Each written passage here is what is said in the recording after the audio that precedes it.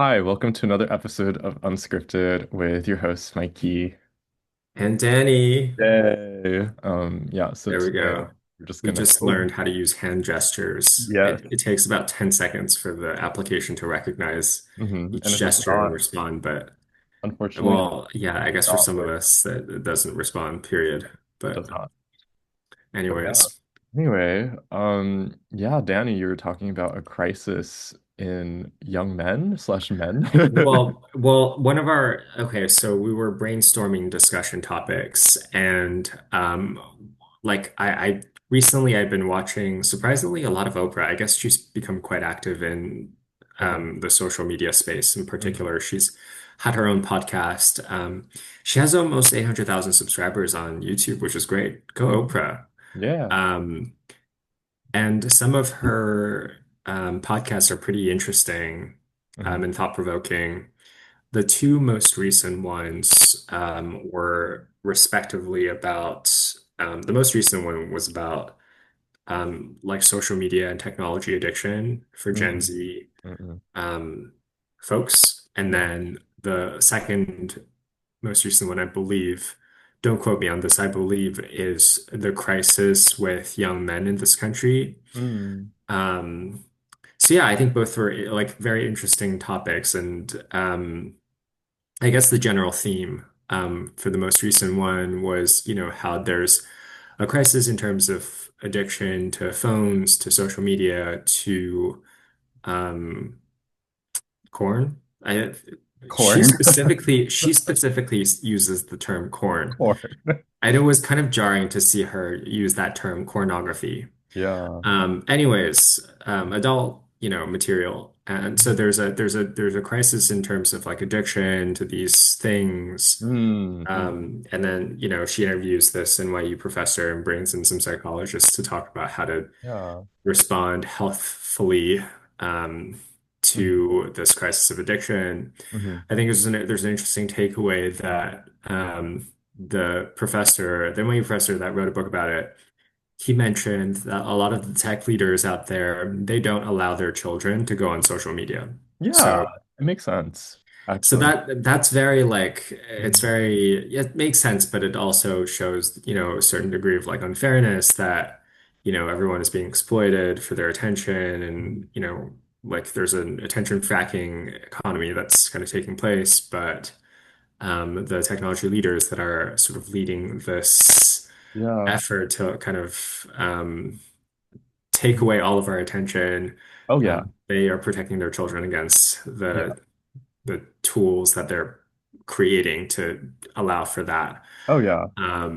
Yeah, and then just like I guess kind of just talking about a general summary of the second, Mhm. show about the crisis in young men. She invites another author who writes about how there's a fundamental societal shift right now that's taking place where more women are joining the workforce Mhm. and there's more, gender equality than ever before. Mhm. And that's contributing a crisis with young men where they feel maybe a little bit left out. And um, I think there's not as much sort of support for young men and mentorship for young men Mm. in terms of like how to live in this kind of new, changing modern world, Mhm. and how the world today is kind of more, um, there's more resources, I guess, and more sense of like community. It's designed more for like a woman to succeed versus a man. Mhm. And so, kind of what's the new role of men in the society that we live in? For sure. I think the Yeah. first, I guess, like episode or I guess briefing that you talked about with the topic of technology addiction. I don't know if you've seen the documentary called The Social Dilemma, by any I chance, but haven't. it's basically the same narrative that talks about. I think it's led by, or I guess one of the interviewees was Tristan Harris, who's like a technology ethicist, Mhm. who used to work at Google, and he used to design.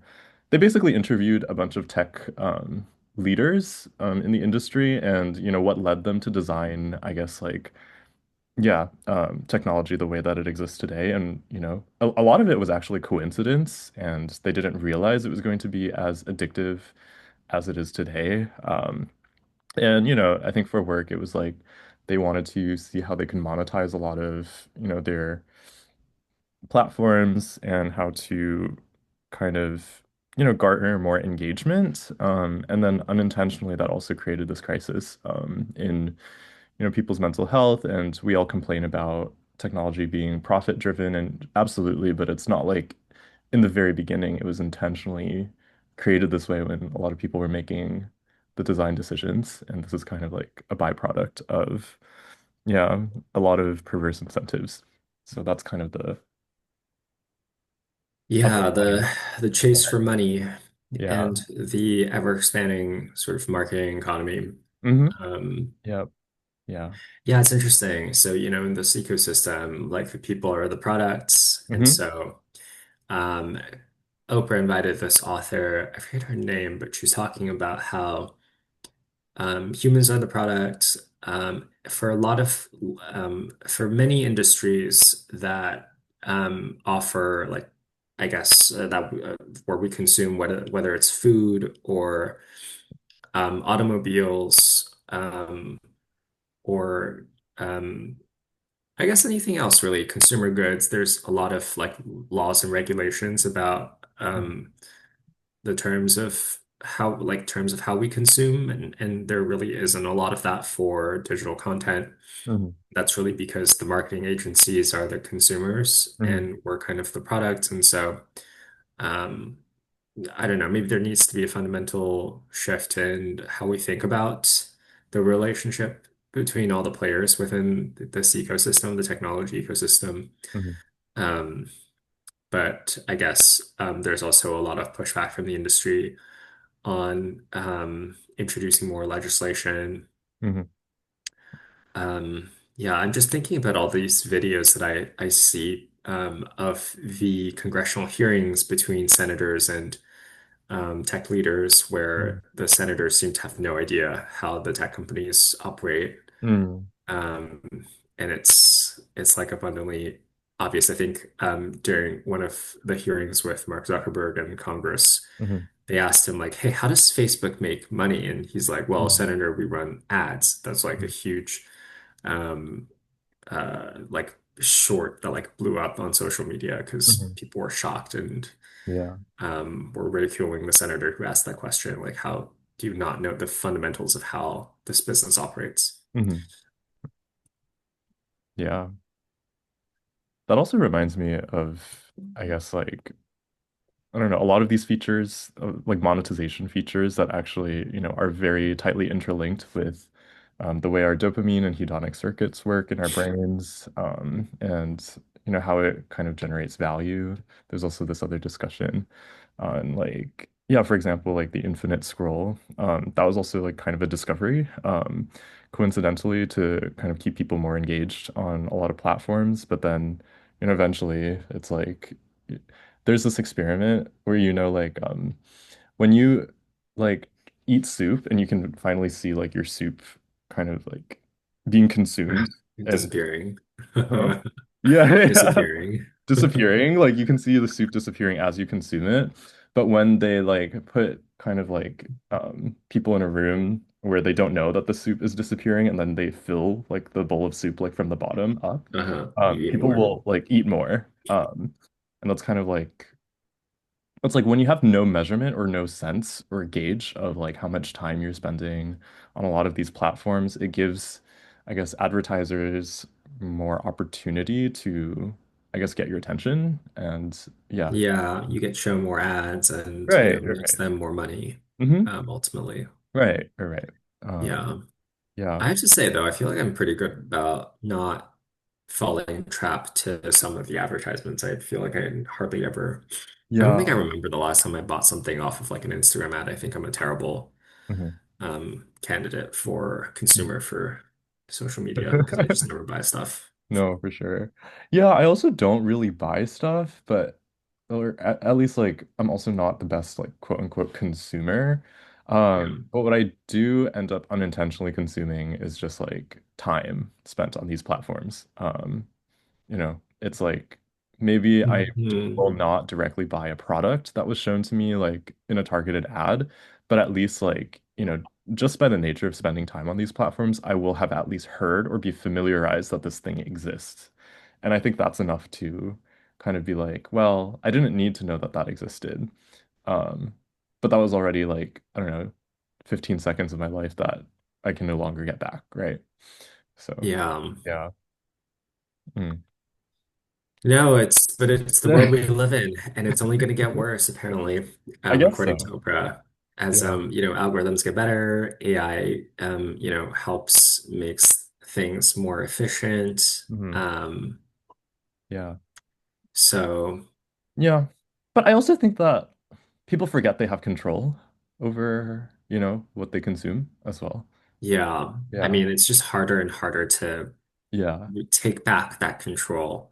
Sure. So, it's like, I don't know, I do think I use social media as a coping mechanism. And so Yeah. Yeah. I feel like, a lot of times it's really about learning how to have healthier ways of coping with the stresses of Mhm. life. Mhm. Yeah. So yeah, Yeah. anyways, that's why I'm a big supporter of universal basic income. Woo, let's go. Yeah.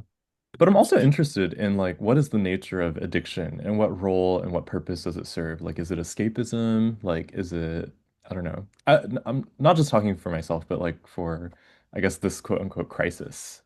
It's like, Wait, what is the role of addiction? What do you mean?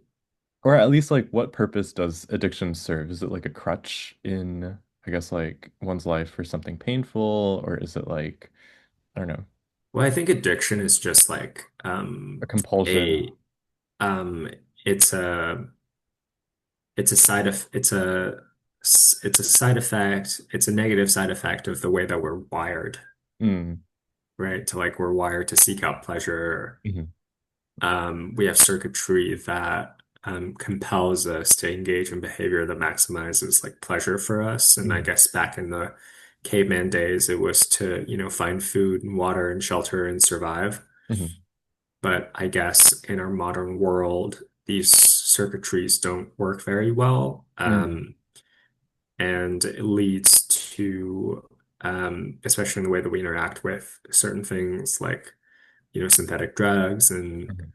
alcohol and corn Corn. and social Yeah. media. Yeah.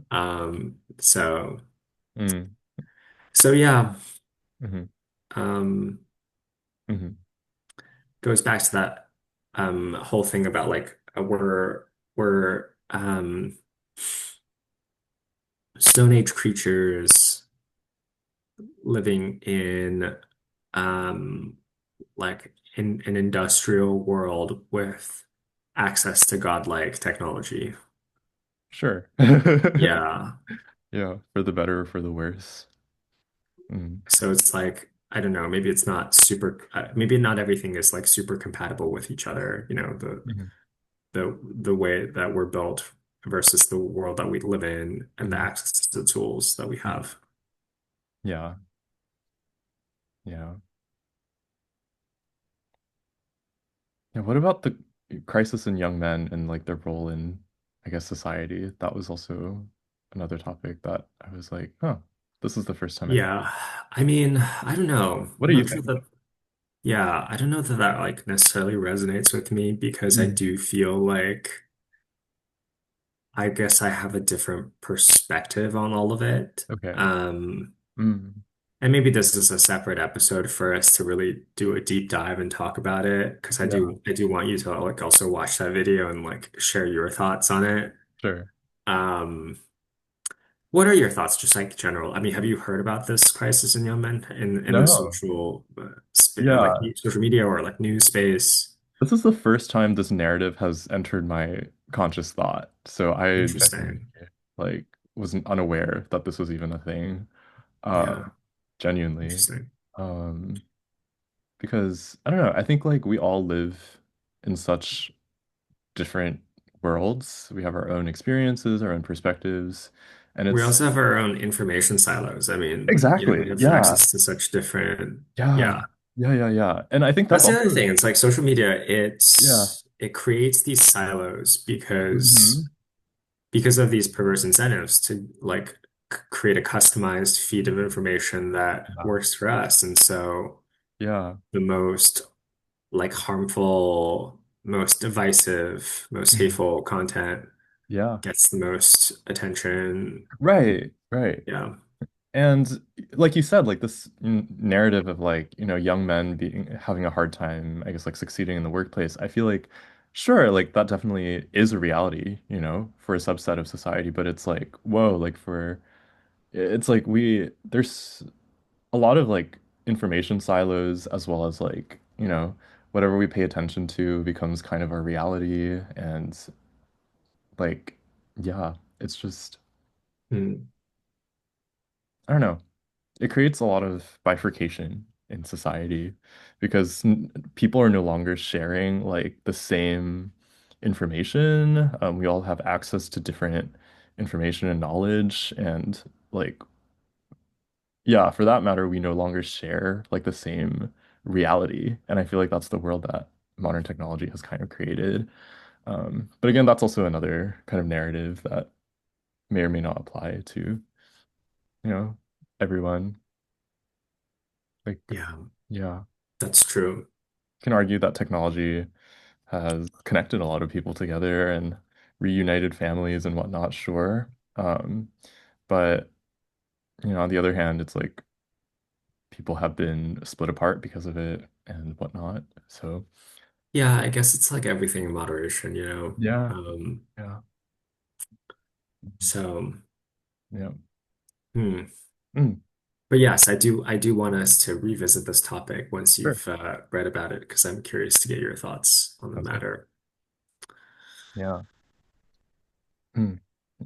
Do you find that you are personally addicted to technology? Or I guess everyone to a certain Yeah, extent I mean, engages of with it. course, yeah, I go online every day Mhm, for work, for mhm, entertainment after work, just to mhm, like, relax, watch a show, watch a podcast, listen to a podcast. mhm, Yeah, I find that it helps just like with calming me down, maybe after like a long day to go for a run. mm, Um, yeah, it gives me a little bit of a dopamine boost, helps me kind of be a little more productive.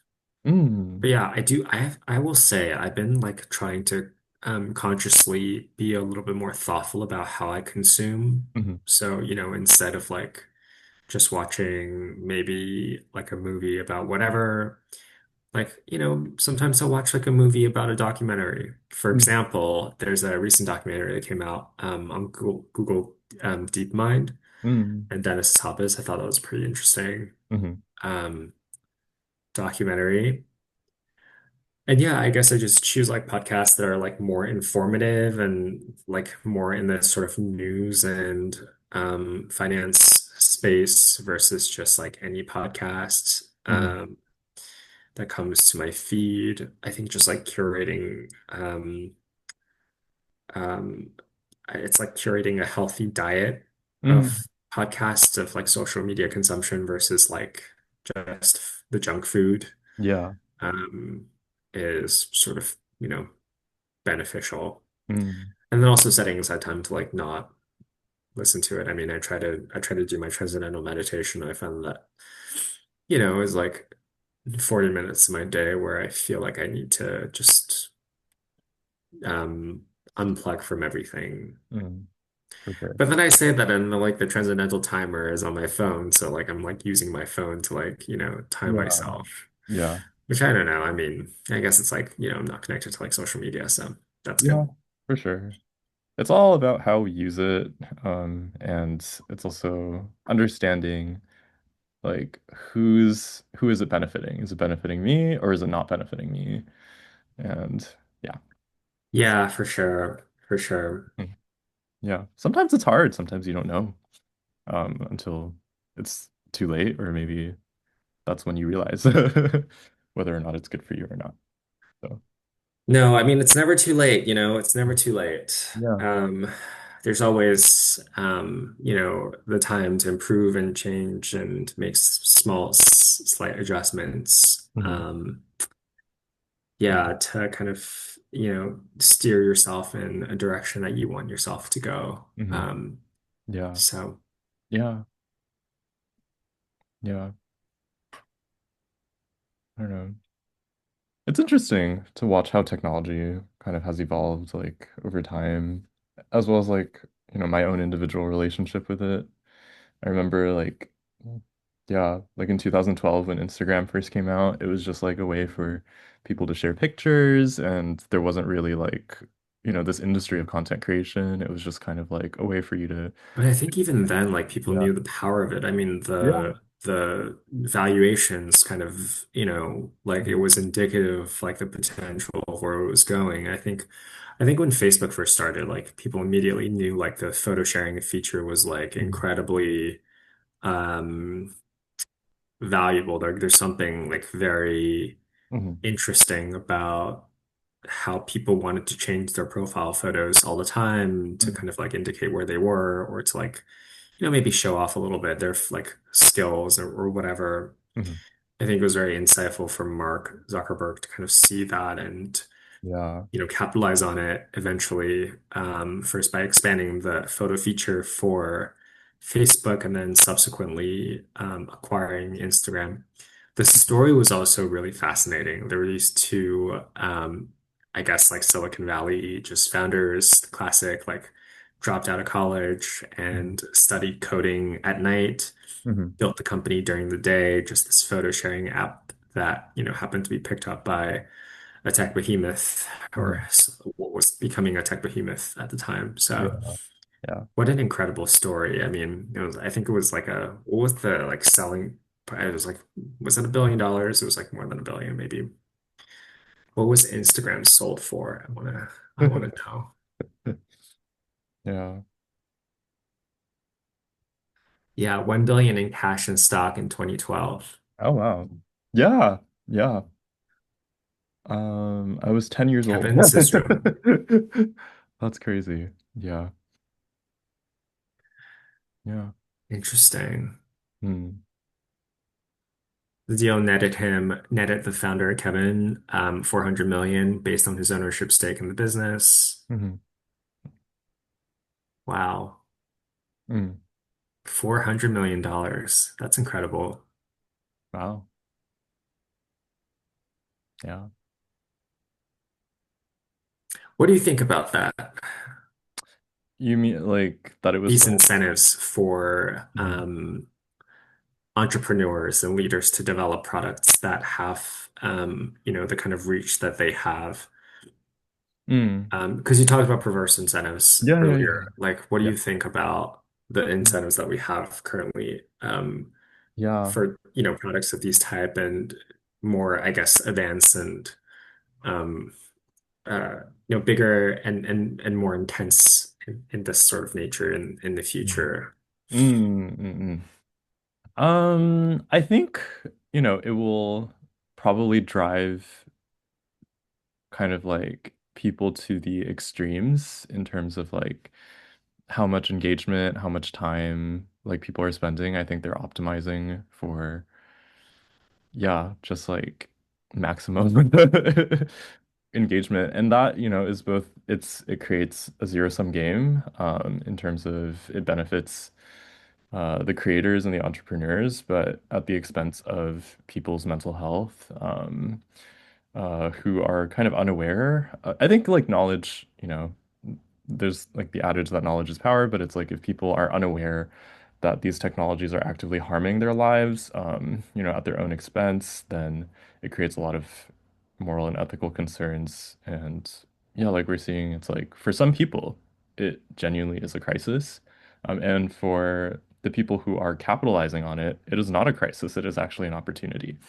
So I think there's this kind of like split, between, yeah, the quote unquote winners and losers of this game. And it's also, yeah, the Yeah. gamification of um, this industry. It's like how much like money can you make off of this, but at whose expense? Um, so yeah, those are my For sure. general For thoughts. sure.